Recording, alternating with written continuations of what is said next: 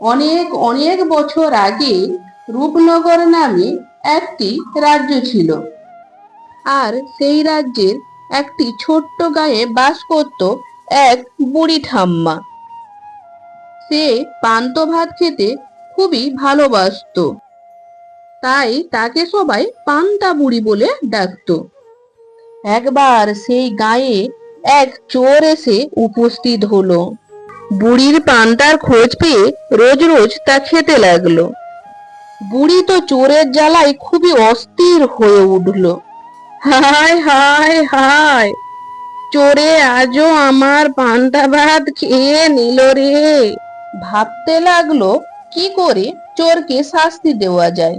ভাবতে ভাবতে তার রাজামশাইয়ের কথা মনে পড়ে গেল। একদিন সকাল সকাল সে রাজামশাইয়ের কাছে নালিশ করতে চলল। পথে যাওয়ার সময় বেল গাছের নিচে পড়ে থাকা বেল পান্তা বুড়িকে দেখে বলল, পান্তা বুড়ি, ও পান্তা বুড়ি, কোথায় যাচ্ছ গো? কে রে? আমি আমি গো বেল, তুমি কোথায় যাচ্ছ গো? তা বলবো কি বাছা, চোর এসে রোজ রাতে আমার পান্তা খেয়ে নেয়, তাই আমি যাচ্ছি রাজার কাছে নালিশ জানাতে। আচ্ছা, যাচ্ছ যাও, তবে বাড়ি ফেরার সময় আমাকে তোমার সঙ্গে নিয়ে যেও, দেখবে তোমার ভালো হবে গো।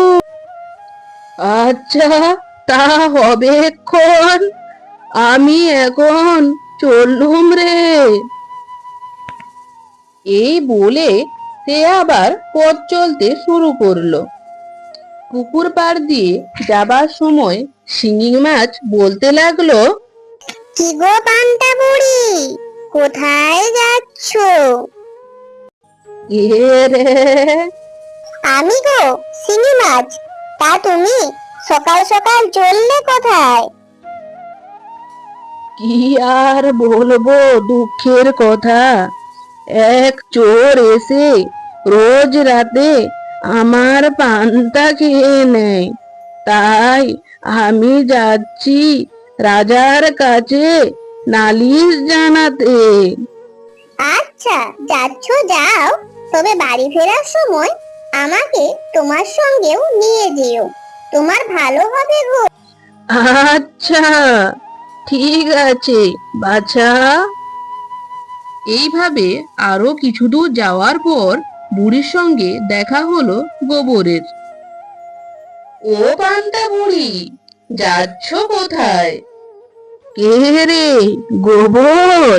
তা আমি বাবা যাচ্ছি রাজা মশাইয়ের কাছে নালিশ জানাতে। এক চোর এসে আমার রোজ পান্তা খেয়ে নেয়। তা বেশ, তুমি যাও, তবে যাবার সময় তোমার সঙ্গে আমাকেও নিয়ে যেও, তোমার ভালোই হবে। তা বেশ, তাই হবে। এইরকম ভাবে বেল, শিঙি মাছ, গোবর এদের সঙ্গে কথা বলার পর পান্তা বুড়ি যেই না রাজপ্রাসাদের কাছে পৌঁছে গিয়েছে, ঠিক তখন একটা চাকু তাকে বলল, পান্তা বুড়ি, ও পান্তা বুড়ি, তুমি কোথায় যাচ্ছ গো? পান্তা বুড়ি পিছন ফিরে দেখে একটা চাকু কথা বলছে। ও চাকু, তাই এক চোর এসে রোজ আমার পান্তা খেয়ে নেয়, তাই যাচ্ছি রাজা মশাইয়ের কাছে নালিশ জানাতে। ও, এই ব্যাপার, তা বাড়ি ফেরার সময় আমাকে তোমার সঙ্গে নিয়ে যেও, তোমার ভালো হবে গো। আচ্ছা বাবা, তাই হবে। এই বলে পান্তা বুড়ি সেখান থেকে চলে গেল এবং উপস্থিত হলো রাজপ্রাসাদে এসে। রাজপ্রাসাদে প্রবেশ করে রাজাকে পান্তা বুড়ি বলল, এর নাম ওই রাজা মশাই, আমি অনেক দূর থেকে আসছি নালিশ জানাতে। নালিশ? তা কি নালিশ? আমি খুব গরিব মানুষ রাজা মশাই। এক চোর এসে রোজ রাতে আমার পান্তা খেয়ে নেয়, তাই আমি আপনার কাছে নালিশ জানাতে এসেছি। আমার রাজ্যে অনেক কাজ, আর আমি কিনা যাব পান্তা চোর ধরতে? একটু দয়া করুন রাজা মশাই, এই গরিব মানুষকে ভগবান আপনার মঙ্গল করবেন।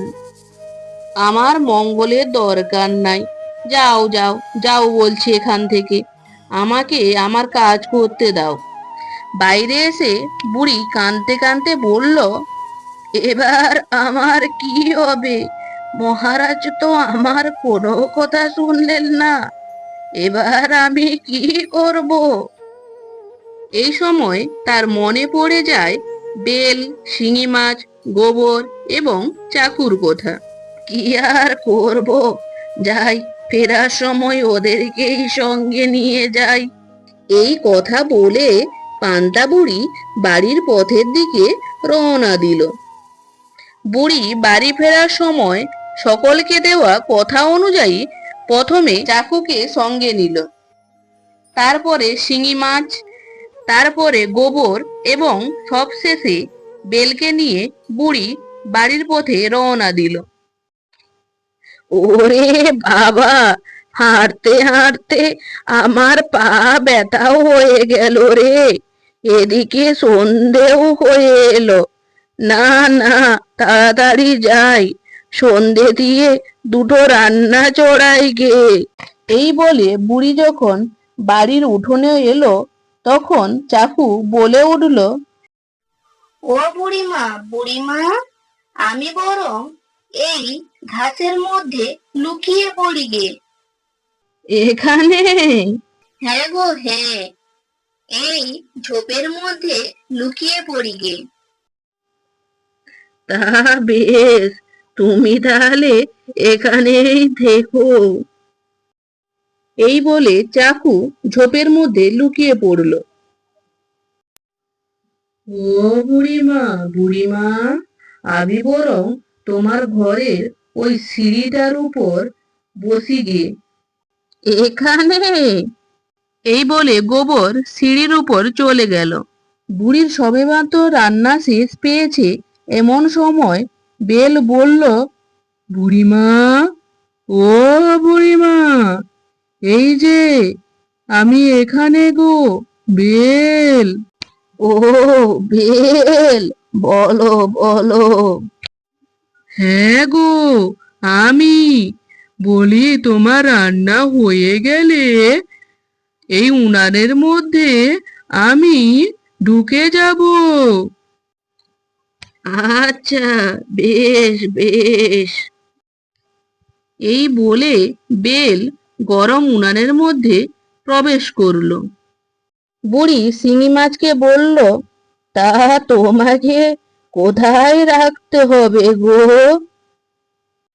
তা হবেক্ষণ, আগে তুমি খাওয়া দাওয়া করে নাও দেখি, তারপর তোমার খাওয়া হয়ে গেলে আমি পান্তার হাঁড়ির মধ্যে প্রবেশ করব। এ মা, ছে ছে, আমি বাপু বিধবা মানুষ, আমার পান্তার হাঁড়ির মধ্যে থাকবে নাকি মাছ? না না, এমনটা হয় না। ও বুড়িমা, বলি একদিনের তো ব্যাপার, না হলে চোরটাকে যে শাস্তি দেওয়া যাবে না।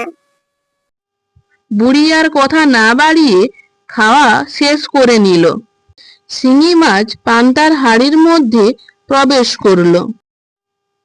এরপর পান্তা বুড়ি আলো নিভিয়ে বিছানায় শুয়ে পড়ল। তারপর ঠিক যখন মধ্যরাত, তখন এলো চোর। ও, আমার নামে নালিশ করা? তোমার রাজার কাছে নালিশ করতে যাওয়া বের করাচ্ছি। আজ আমি আবার তোমার সব পান্তা ভাত খেয়ে হাঁড়ি ফাঁকা করে দেব। হ্যাঁ হ্যাঁ হ্যাঁ। এই বলে যেই না সে অন্ধকারের মধ্যে হাঁড়ির মধ্যে হাত ঢুকিয়েছে, অমনি শিঙি মাছ তাকে কাঁটা ফুটিয়ে দিয়েছে। ওরে বাবা গো, গেলাম গো। এ তো ভাতের বদলে শিঙি মাছ। হাতটা যে ব্যথায় টন টন করছে।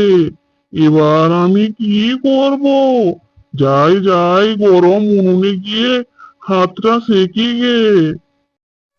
বেটা চোর, রোজ রোজ বুড়ির পান্তা চুরি করে খাওয়া, এবার দেখ কেমন লাগে। চোর যেই না গরম উনুনে হাত সেঁকতে গেল, অমনি গরম বেল ফটাস করে ফেটে তার চোখে মুখে পেটে বড় বড় ফোসকা করে দিল।